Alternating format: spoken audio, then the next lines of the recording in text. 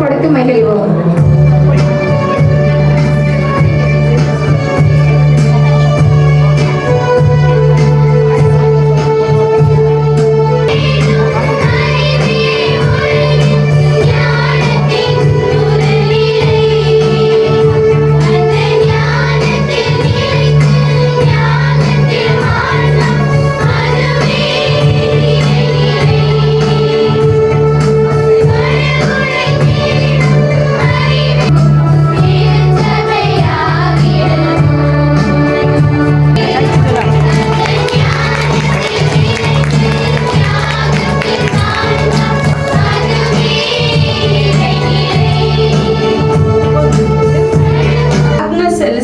அவர்களையும் மறைக்கல்வி குழந்தைகளையும் அன்புடன் அழைக்கின்றோம்.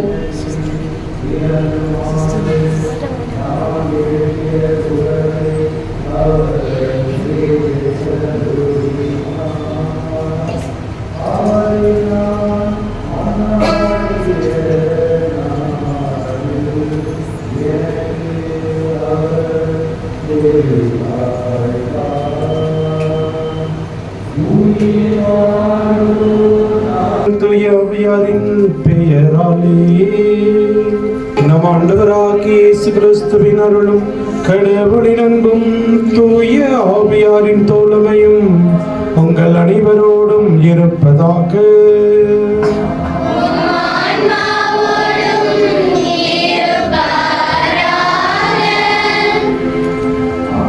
கிறிஸ்துவின் பிரியமானவர்களே,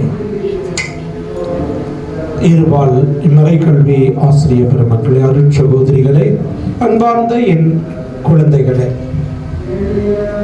இறைவன் நம் அனைவருக்கும் நிறைவான ஞானத்தை தர வேண்டும் என்று இன்றைய நாளிலே இந்த திருப்பலியிலே சிறப்பாக ஜெபிப்போம். இன்றைய இந்த திருப்பலியானது டேனியல் ஷீபா குடும்ப கருத்துப்படி சகாயகுமார், ஜெனிஃபர், ஜான்சன், ஜெஸ்வின், மாலினி, மான்சி பிறந்த நாளிலே நன்றியாகவும், மகேஷ் வீராயி திருமண நாள் நன்றியாகவும், ரெலினா பாத்திமா எட்வின் நினைவு நாட்கள் ஆன்மீக பாற்றிக்காகவும், எனும் இந்த மறைக்கல்வி ஈர்பால் ஆசிரியர்கள் மற்றும் குழந்தைகளுடைய கருத்துக்களுக்காகவும் இறை ஆசிரியரும் நிறைவான ஞானத்தையும் பெற்று வளர வேண்டும் என்று ஒப்புக் கொடுக்கப்படுகின்றது. திருப்பலியை தகுந்த முறையில் ஒப்புக் கொடுக்க நம்முடைய பாவங்களை நினைத்து மனம் வருந்துவோம். எல்லாம் அல்ல இறைவனமும் சகோதர சகோதரி, நான் பாவி என்று ஏற்றுக்கொள்கிறேன். சிந்தனையாலும் சொன்னாலும் செயலாலும் கடவுளை தவறினாலும் என் பாவமே என் பாவமே என் பெரும் பாவமே. ஆகையால் இப்பொழுது தனியான தூய மரியாதையும் வானத்துள்ள புனிதர்களையும் சகோதர சகோதரிகளையும் நம் தேவனாகிய ஆண்டவரிடம் எனக்காக வேண்டிக் கொள்ளாமல் இல்லாமல் இறைவன் நம் மீது இரக்கம் வைத்து நம் பாவங்களை மன்னித்து நம்மை முடிவில்லா வாழ்வுக்கு அழைத்து செல்வாராக.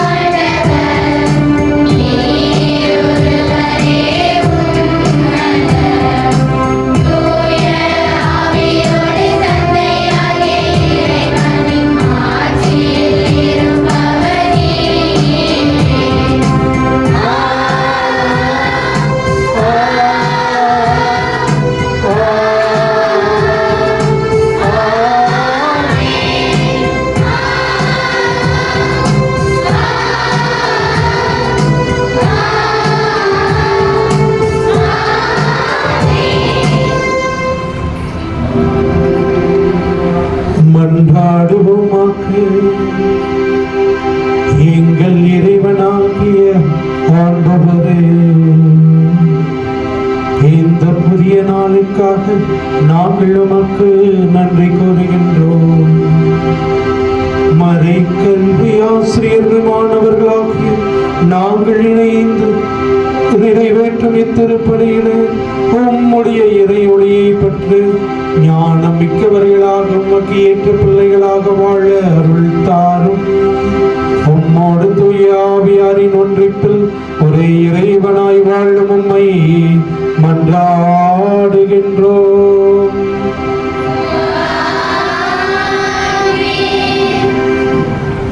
முதல் வாசகம் முன்னரே. இன்றைய முதல் வாசகமானது மழலைகளே, பொதுத் தேர்வு பருவத்தில் இருக்கும் இளையோர்களே உங்களுக்கானது. நாம் ஆண்டவர் மீது கொண்டுள்ள பற்றுறுதியின் பொருட்டு அவமானத்திற்கும் நிந்தனைக்கும் ஆளாக நேரினும் ஆண்டவரை இருக்க பற்றி கொள்கையில் ஏற்படும் நன்மைகளை எடுத்திருக்கும் வாசகத்திற்கு கவனமுடன் செவிசாய்ப்போம்.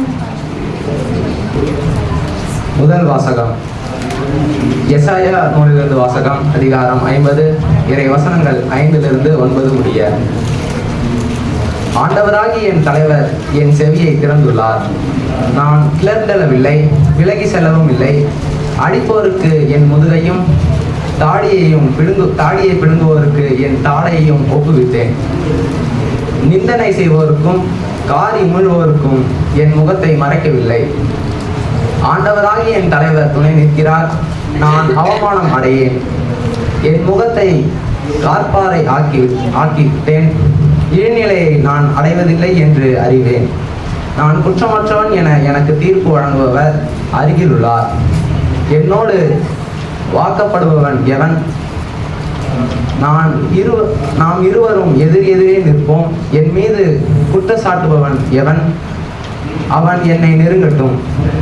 இதோ ஆண்டவராகி என் தலைவர் எனக்கு துணை நிற்கிறார். நான் குற்றவாளி என தீர்ப்பிட யாரால் இயலும்? இது ஆண்டவர் வழங்கும் அருள்வாக்கு.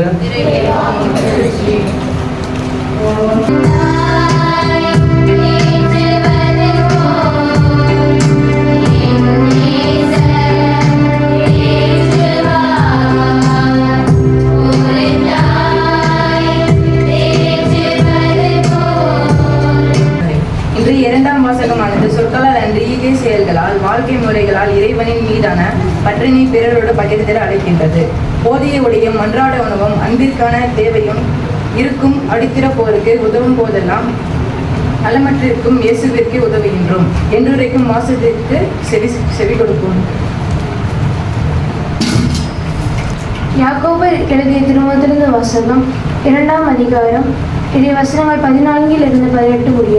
என் சகோதர சகோதரிகளே, தம்மிடம் நம்பிக்கை உண்டு என சொல்லும் ஒருவர் அதை செயல்களிலே காட்டாவிட்டால் அதனால் பயன் என்ன?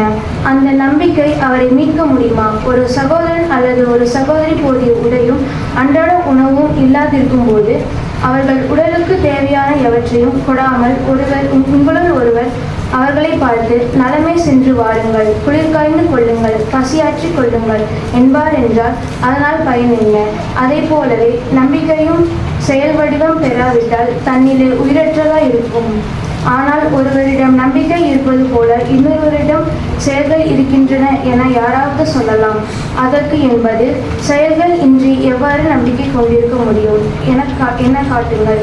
நானே என் செயல்களின் அடிப்படையில் நான் கொண்டுள்ள நம்பிக்கையை உங்களுக்கு காட்டுகிறேன். ஆண்டவரின் அருள்வாக்கு.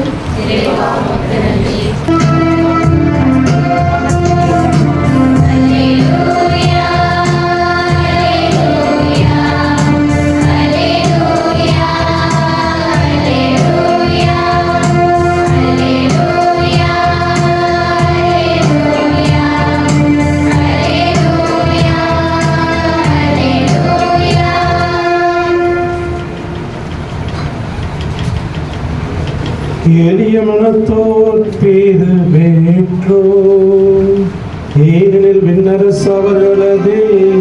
அல்லேலூயா.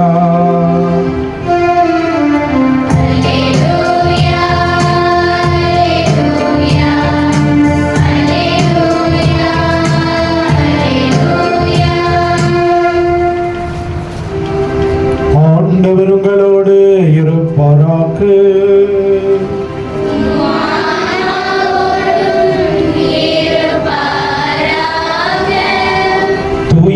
மாற்கு எழுதிய பரிசுத்த நற்செய்தியிலிருந்து வாசகம்.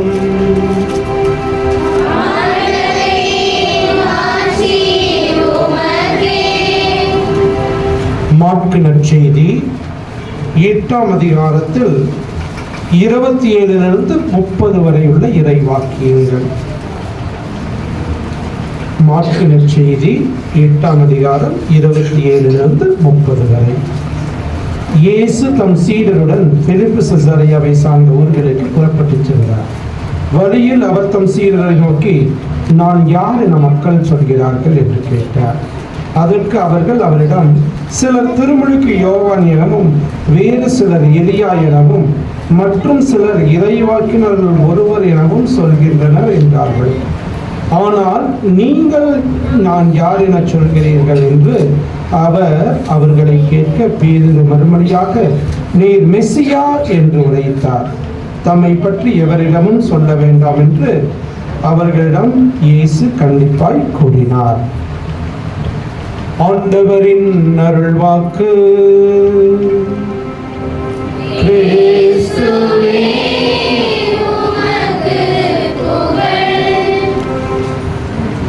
கிறிஸ்து இயேசுவில் எனக்கு மிகவும் பிரியமானவர்களே,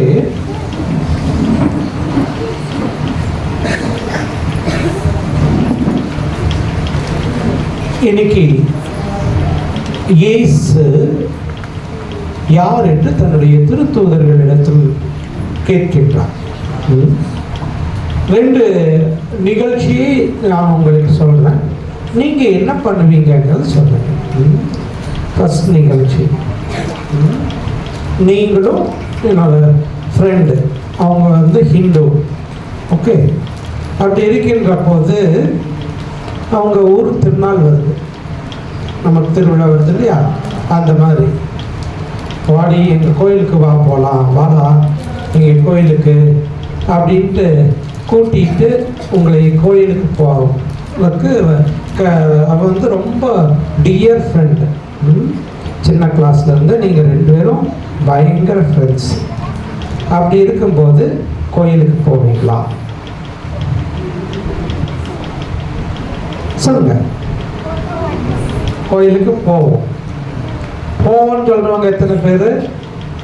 மாட்டோம்னு சொல்றவங்க எத்தனை பேர்? இது போவோம்னு சொல்றவங்களா? போக மாட்டோம்னு சொல்றவங்க எத்தனை பேர்? போக மாட்டோம். 2மே சொல்லாமல் இருக்கிறவங்க தான் நிறைய பேர் இருக்கீங்களா? ஓகே, சரி. ஆகவே இது முதல். 2வது நிகழ்ச்சி இதே மாதிரி தான். இப்போ காலாண்டு தேர்வு வரப்போகுது. ஒரு சில ஸ்கூல்லாம், மெட்ரிகுலேஷன் ஸ்கூல்ஸ்லாம் ஏற்கனவே தொடங்கிடுச்சு இல்லையா? உன்னோட அதே மாதிரி ஒரு ஹிந்து ஃப்ரெண்டு, அவன் கோயிலுக்கு போயிட்டு ஜெபம் பண்ணிட்டு அவங்க கோயில் மறுபடி இது திருநூறுலாம் வச்சுட்டு, அப்புறம் திருநூறு எடுத்துகிட்டு வந்துட்டு, நீ இதை வச்சுட்டீங்கன்னா நல்லா பரீட்சை எழுத முடியும் அப்படின்னு சொல்கிறோம். அப்படிங்கிறப்ப நீங்கள் திருநூறு வைப்பீங்களா? வைக்க மாட்டீங்க. வைக்கிறவங்க யாரு? வைப்போம், ஆனால் சொல்ல முடியாது. அப்படியா? வைக்க மாட்டோம். உண்மையாலுமே ஏன் வைக்க மாட்டீங்க?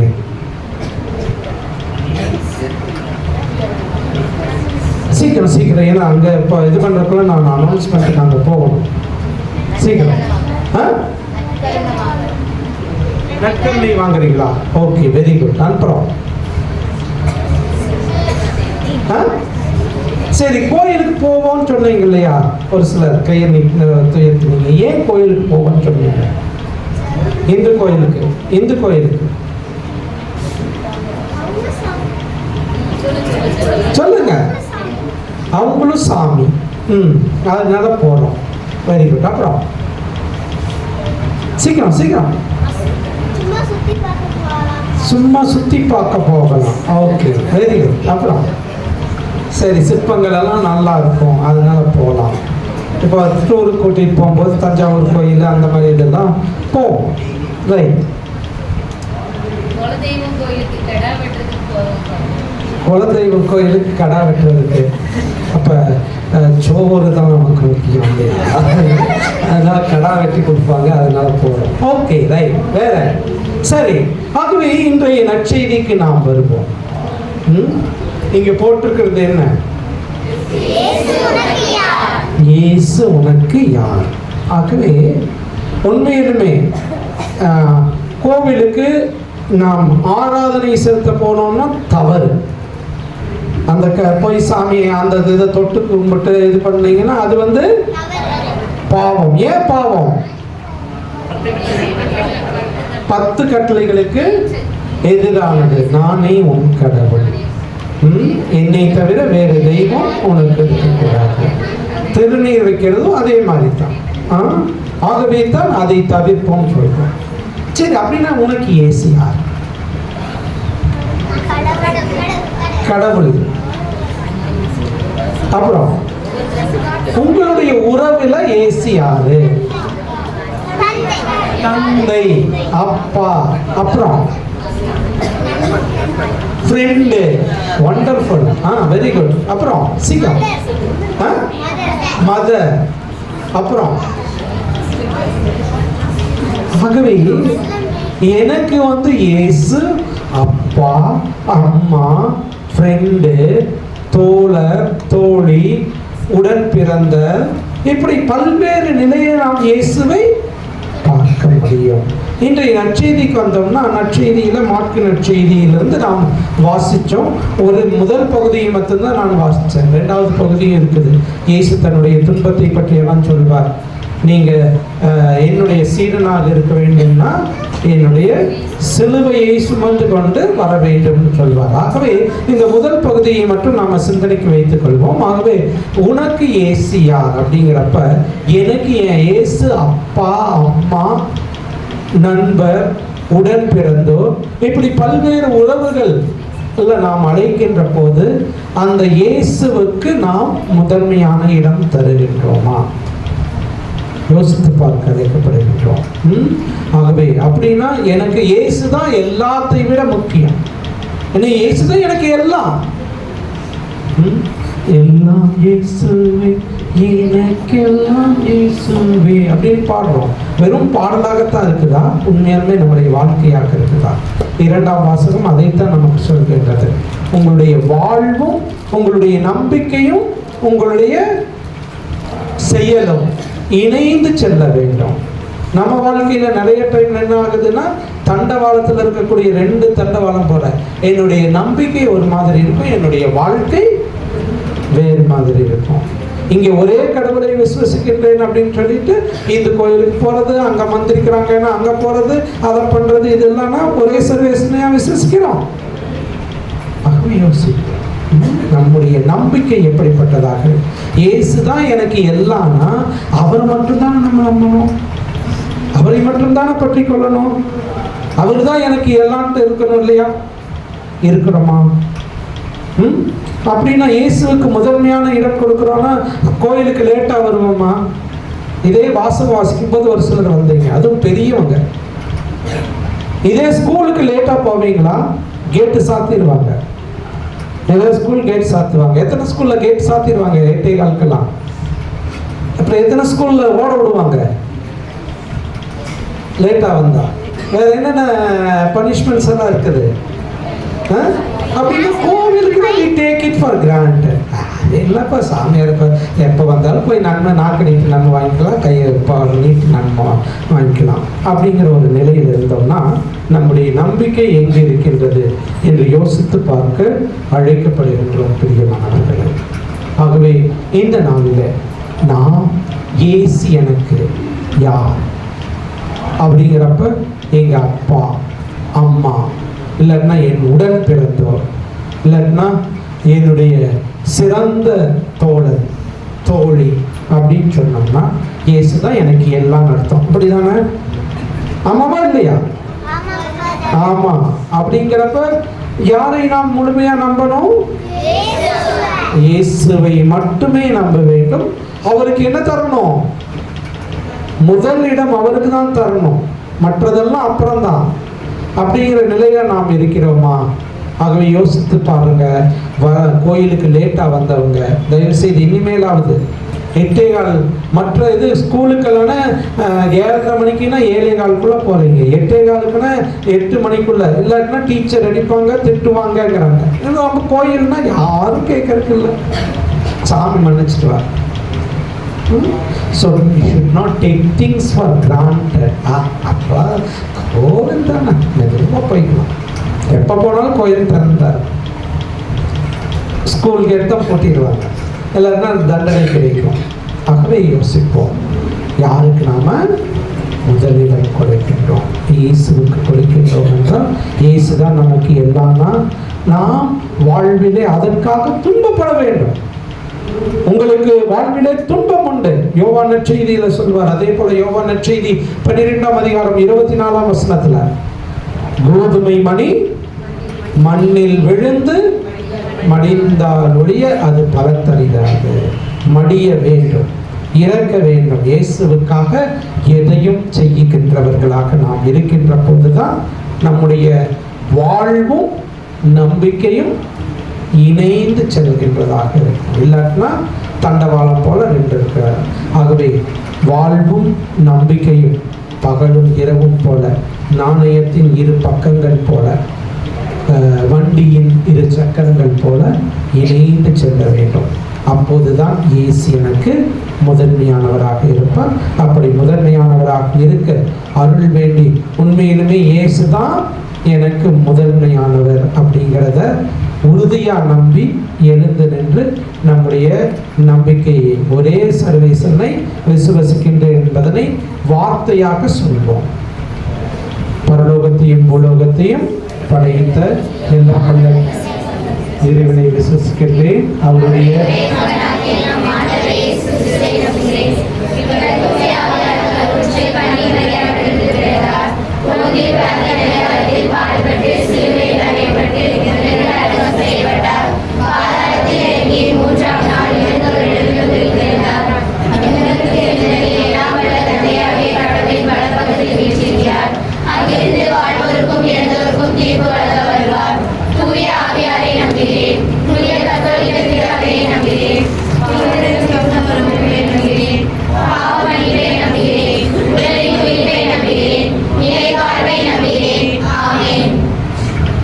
இறை மக்களின் மன்றாட்டுக்கள். அன்பார்ந்தவர்களே, இயேசு நமக்கு எல்லாம் என்கின்ற நம்பிக்கையோடு நம்முடைய தேவைகளை இறைவனிடத்தில் நாம் ஒப்பு கொடுத்து ஜெபிப்போம். ஆழ்ந்து கற்று தேர்வுகளில் கல்வியின் கவனம் செலுத்தி வளமிக்க எதிர்காலத்தை உடமையாற்றிக் கொள்ளும் தேடலுக்காக வழிகாட்ட மூவரு இறைவா உம்மை மன்றாடுகின்றோம். ஆவியான இறைவா, கிறிஸ்துவை பின்பற்ற விரும்பும் எவரும் தன்னலம் துறந்து தம் சிலுவையை தூக்கிக் கொண்டு பின்பற்றும் எவனும் வாக்கின்படியே மறைக்கல்வி ஆசிரியர்கள் நாங்கள் சுயநலம் இல்லாமல் பொறுப்புணர்ந்து எம்மிடம் ஒப்படைக்கப்பட்ட மழலைகளை வழி நடத்த தேவையான ஞானத்தை தந்துள்ள துறைபுரிவாக உம்மை மன்றாடுகிறோம். நம்முடைய தனிப்பட்ட தேவைகளுக்காக மௌனமாக ஜெபிப்போம். இறைவன் நம்முடைய ஜெபத்தை கேட்கின்ற கடவுளாக இருக்கின்றார். ஆகவே நம்மை முழுவதுமாக ஒப்புக் கொடுத்து குறிப்பாக குழந்தைகளுடைய ஜெபத்தை இறைவன் கேட்கின்றார். அந்த நம்பிக்கையோடு நம்முடைய பங்கின் தேவைகள், பங்கின் வளர்ச்சி, உங்களுடைய கருத்துக்கள் ஒவ்வொன்றிற்காகவும் ஜெபிக்க அழைக்கப்படுகிறீர்கள். மௌனமாக ஜெபிப்போம். அன்பு தாயும் தந்தையுமான இறைவா, உன் பிள்ளைகள் நாங்கள் எங்களுக்கு தேவையான மன்றாட்டுக்கள் அனைத்தையும் உங்களுடைய திருப்பாதத்திலே ஒப்புக் கொடுக்கின்றோம். நிறையவற்றை ஏற்றி எங்களுக்கு அருள் வரங்களையும் ஆசீர்வாதங்களையும் தந்து வழிநடத்த வேண்டும் என்று எங்கள் ஆண்டவர் இரட்சகர் மீட்பெருமான இயேசுவின் இணையற்ற நாமத்தில் ஜெபிக்கின்றோம். ஜெபம் கேட்டு ஆசீர்வதியும் ஜீவனுள்ள நல்ல பிதாவே, ஆமென். காணிக்கை பாடல், காணிக்கை பவனி.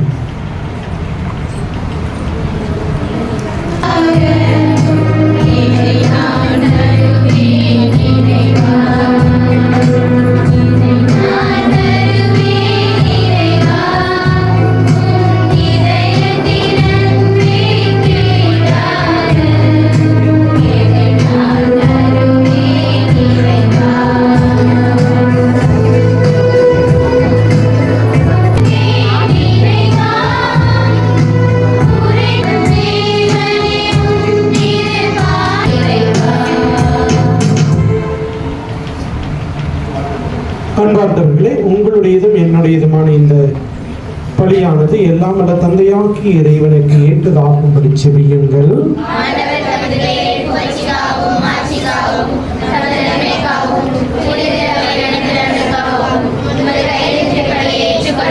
ஆண்டவரை நாங்கள் ஒப்பு கொடுக்கும் இந்த அப்பமும் ரசமும் உம்முடைய உடலாகவும் இரத்தமாகவும் மாறுவது போல எங்களுடைய உள்ளங்களும் உமக்கு ஏற்ற இல்லிடமாக மாறுவனவாக எங்கள் ஆண்டவர் கிறிஸ்து வழியாக உம்மை மன்றாடுகின்றோம்.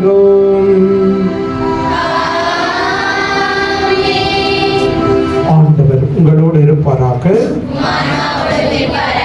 இதயங்களை மேலே எழுப்புங்கள். நம் இறைவனாகிய ஆண்டவருக்கு நன்றி கூறுவோம். ஆண்டவரே, தூயவரான தந்தையே, என்றுமுள்ள எல்லாம் வல்ல இறைவா, என்னாலும் இவ்விடத்திலும் நாங்களுக்கு நன்றி செலுத்துவது மெய்யாகவே தகுதியும் நீதியுமாகும். எங்கள் கடமையும் மீட்புக்குரிய செயலுமாகும். வார்த்தையானவருடைய நீதியும் படைத்தீர். அவரையே மீட்பராகவும் ஈடேற்றுவாராகவும் எங்களுக்கு அனுப்பினீர்.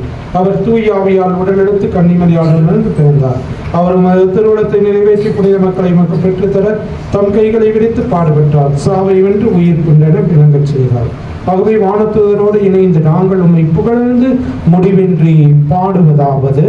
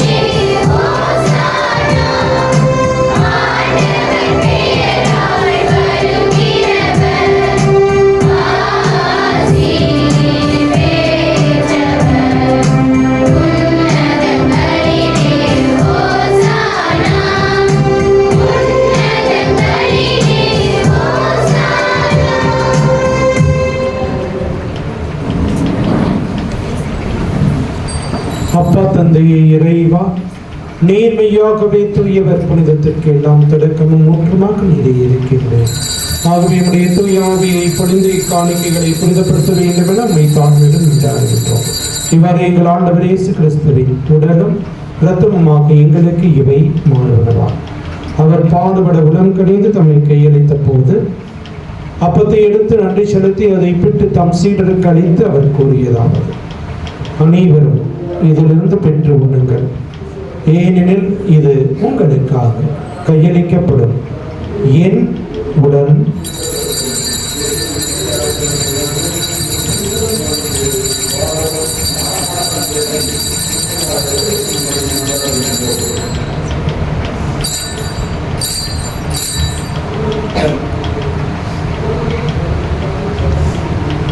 அவனமே இரவு விருந்தை அருந்திய பின் கிண்ணத்தை எடுத்து மீண்டும் நன்றி கூறி தம் சீடருக்கு அளித்து அவர் கூறியதாகும்: அனைவரும் இதிலிருந்து பெற்று பருகுங்கள், ஏனெனில் இது புதிய நிலையான உடன்படிக்கைக்குரிய இரத்தத்தின் கிண்ணம்.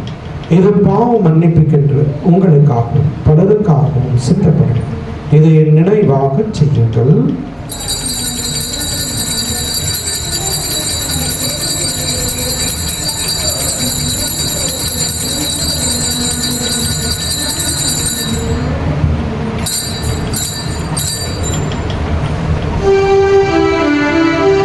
நம்பிக்கையின் மறை பொருள்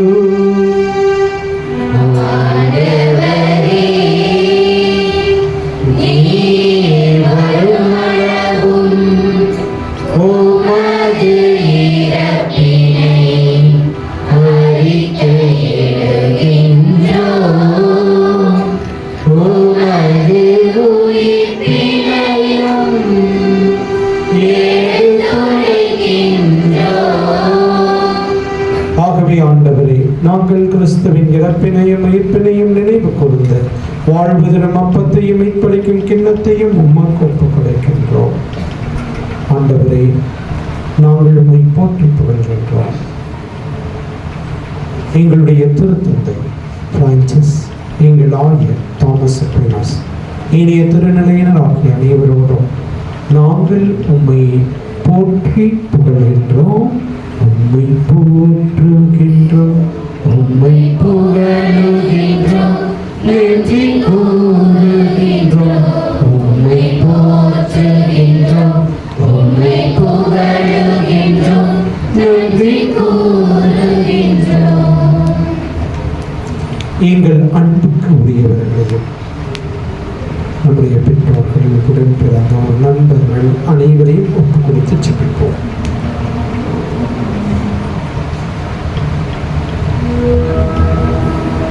இன்னும் நாங்கள் போதுமான அளவு அன்பு செய்யாதவர்கள், யாரையாவது வெறுத்திருக்கின்றோம், பகைமை பாராட்டி இருப்போம், அவர்களை மன்னிப்போம்.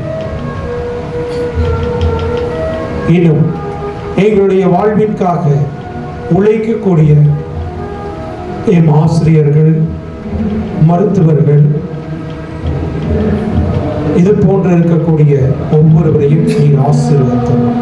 இன்றைய நாளிலே எங்களுடைய பிறந்த நாளை, ஏனும் திருநாளை, திருமண நாளை சிறப்பிக்கின்ற ஒவ்வொரு குடும்பத்தையும் ஒவ்வொரு நபரையும் ஆசீர்வதித்து வழிநடத்தி அவர்களுக்கு தேவையான அருள் வரங்களை, குறிப்பாக இங்கு கூடியிருக்கக்கூடிய எங்கள் ஒவ்வொருவருக்கும் உங்களுடைய அருள் ஆசீர்வாதத்தை தந்து வழிநடத்த வேண்டும் என்று நாங்கள் உம்மை போற்றி புகழ்கின்றோம், உம்மை போற்றுகின்றோம், உம்மை புகழுகின்றோம், நன்றி கூறுகின்றோம், உம்மை போற்றுகின்றோம், உம்மை புகழுகின்றோம், நன்றி கூறுகின்றோம்.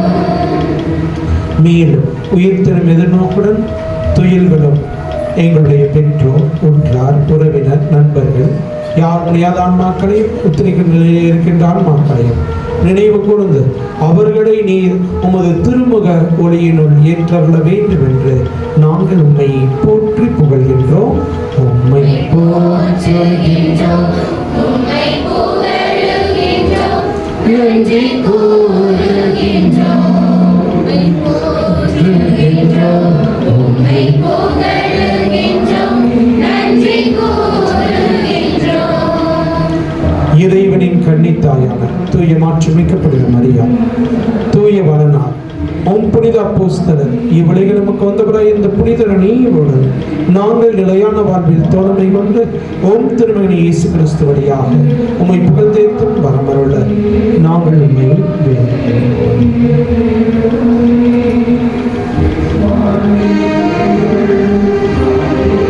இவர் வழியாக இவரோடு இவர் எல்லாம் வல்ல இறைவனாகிய தந்தையே, தூய ஆவியாரின் ஒன்றிற்குள் எல்லா புகழும் மாற்றியும் என்றென்றும் உமக்கு உரியதே.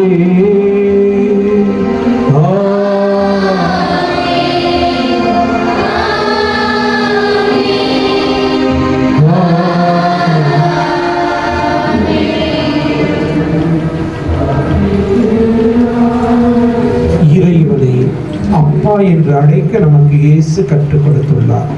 எனவே பிள்ளைகளுக்குரிய உரிமையோடும் பாசத்தோடும் இன்னும் நம்முடைய அனைத்து வேண்டுதல்களையும், நமக்கு தேவையான ஞானத்தையும் அறிவையும் நல்ல ஞாபக சக்தியையும் இறைவன் அருள வேண்டும் என்று இறைவனை நாம் நோக்கி ஜெபிப்போம்.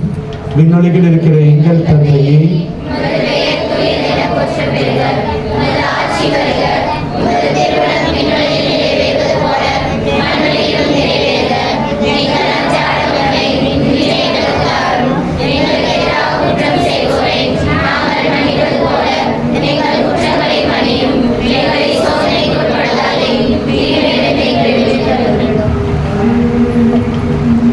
ஆண்டவரே, தீமை ஆபத்து துன்பமாக்கி அனைத்திலிருந்து எங்களை விடுவித்து எங்கள் வாழ்நாளில் அமைதியை கனிவுடன் நல்ல கொண்டாடுகின்றோம். முதல் இரக்கத்தின் உதவியால் நாங்கள் பாவத்திலிருந்து எப்போதும் விடுதலை பெற்று யாதொரு கலக்கமும் இன்றி நலமாயிருப்போமாக. நாங்கள் எதிர்நோக்கி இருக்கும் பேரின்பத்திற்காக மீட்பராகிய இயேசு கிறிஸ்துவின் இரண்டாம் வருகைக்காகவும் காத்திருக்கின்றோம். ஆண்டவரே இயேசு கிறிஸ்துவே, அமைதியை உங்களுக்கு விட்டுச் செல்கின்றேன், என் அமைதியை உங்களுக்கு தருகின்றேன் என்றும் திருத்துவதற்கு முடிந்தீரே. எங்கள் பாவங்களையும் பலவீனங்களையும் பாராமல் மதத்தவையின் நம்பிக்கையை கண்ணோக்கி எங்களுக்கு அமைதியும் ஒற்றுமையும் அன்பையும் மகிழ்ச்சியும் தந்தளத்துடன் கொள்வீராக. என்றென்றும் வாழ்ந்து ஆட்சி செய்கின்றவர் நீரே. ஆண்டவருடைய அமைதி உங்கள் அனைவரோடும் என்றும் இருப்பதாக. ஒருவருக்கொருவர் அமைதியை நாம் பகிர்ந்து மகிழ்வோம்.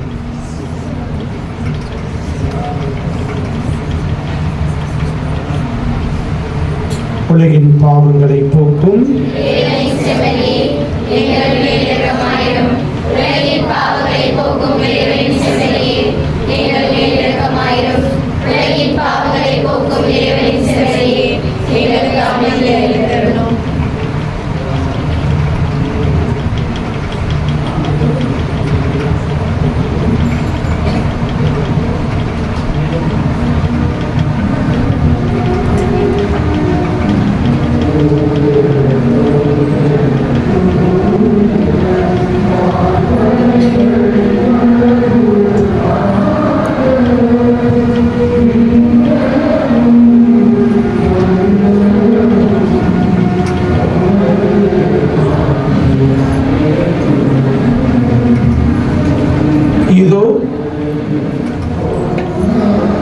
இறைவனின்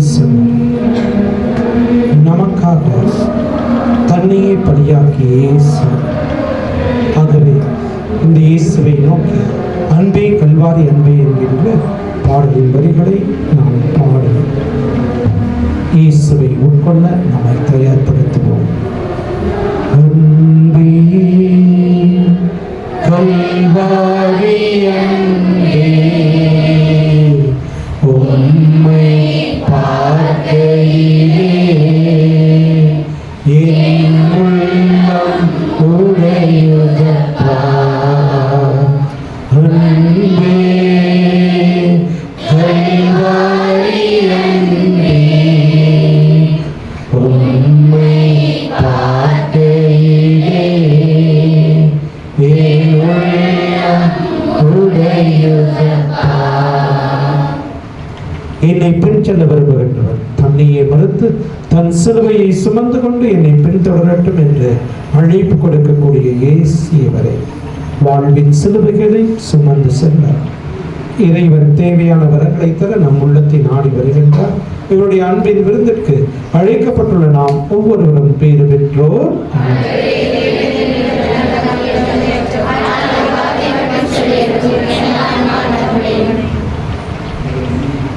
கிறிஸ்துவின் திருத்தமும் நம் ஒருவரையும் காத்து நித்திய வாழ்வு தருவதாக.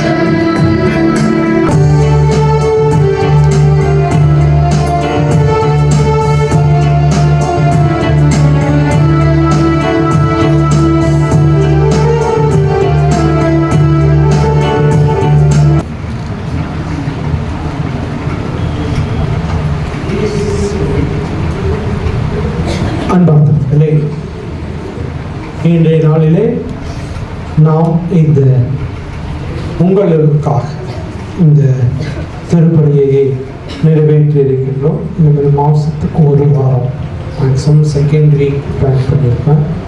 ஆக்சுவலாக ஒரு ஃபாதரை புக் பண்ணியிருந்தோம். அந்த ஃபாதர் இப்போ சிக்கானதுனால அவர் வர முடியல. அப்புறம் பல்வேறு பேர் அதை இது பண்ணோம், கிடைக்கல. அப்புறம் தெய்வ தினமாக நம்முடைய மணி மைந்தரே இருந்ததுனால அவர் அங்கே பூசைக்கு சொல்லி நான் இங்கே வந்துட்டேன். ஆகவே மாதத்திற்கு ஒரு வாரம், மேக்ஸிமம் செகண்ட் வீக். ஆகவே அந்த வாரத்தில் திருப்பலி இருக்கும். நேரத்தோடு வாருங்கள். இன்றைய நாளில் முதல் இதில் நிறைய பேர் நேற்று ஆசிரியர்கள் 3 மணிலேருந்து வந்து எல்லாம் கழுவி இது பண்ணாங்க. ஆகவே அவர்கள் ஒவ்வொருவருக்குமே பாராட்டுகளை தெரிவித்துக் கொள்கிறேன்.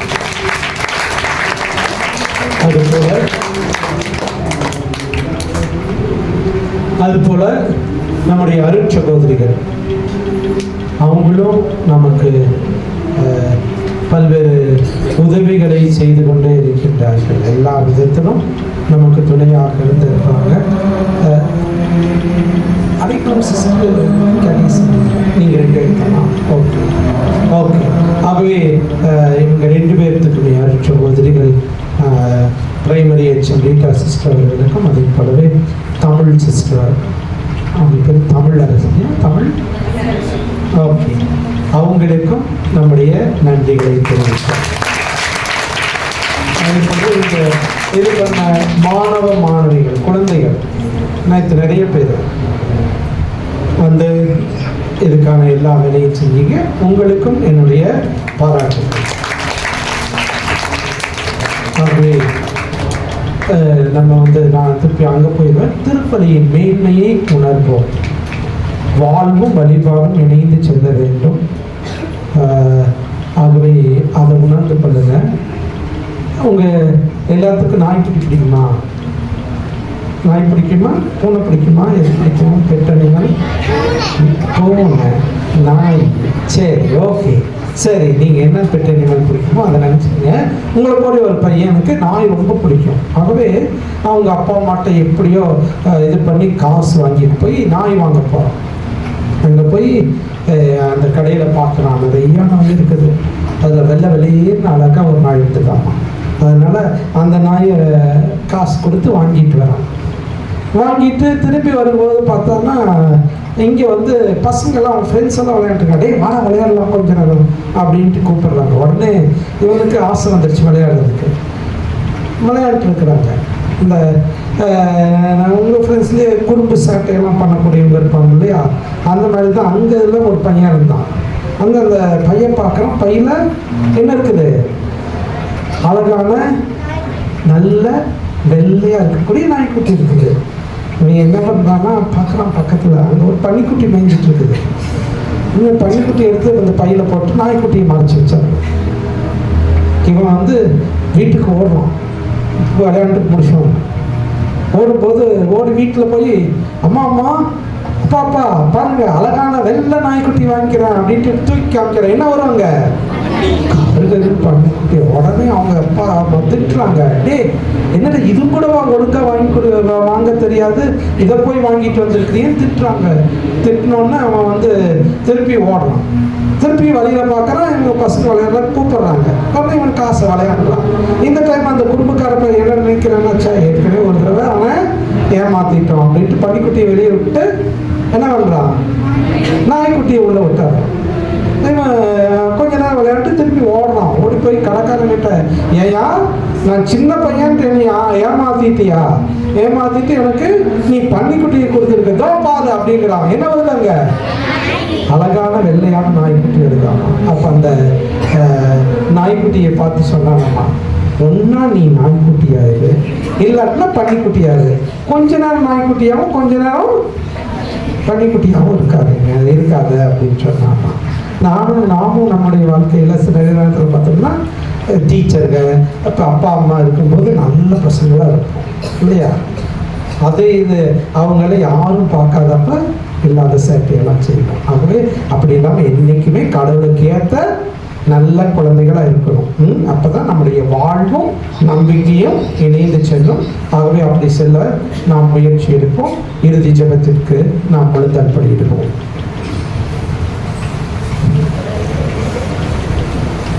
அன்பு தந்தையும் தாய்மானே, ஆண்டவா நாங்கள் உண்மை போற்றுகின்றோம், புகழ்கின்றோம், நன்றியோடு துதிக்கின்றோம் சுவாமி. இந்த சிறு குழந்தைகள் ஒவ்வொருவரையும் ஆசீர்வதித்தரலாம். ஞானத்தின் ஊற்றான தெய்வமே, நிறைவான ஞானத்தையும் அறிவையும் நீரை அவர்களுக்கு கொடுத்து காத்தரலாம். அதன் காரணமாக இந்த குழந்தைகள் உன்னுடைய பிள்ளைகளாக வளர நீரை கிருபை செய்தரலாம். அவர்கள் நல்ல முறையிலே படித்து கல்வியை பெற்றவர்களாக வாழ ஆரம்பித்தார்கள். நீங்கள் ஆண்டவர் கிறிஸ்து வழியாக நன்றாடுகின்றோம். ஆண்டவர் உங்களோடு இருப்பாராக.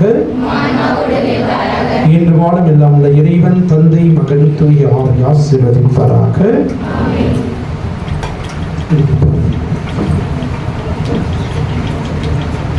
அப்புறம் இந்த விவிலிய ஸ்டாண்ட் வந்து அன்னை தெரேசா குழுவினர் வாங்கி கொடுத்திருக்காங்க. இது கோயில்ல அந்த தோமையார் உமக்கு நன்றி. உமது செல்ல குழந்தைகளுக்கு அனைத்து விதமான ஞானத்தையும் குழந்தைகளுக்காகவும் நன்றி இறைவா.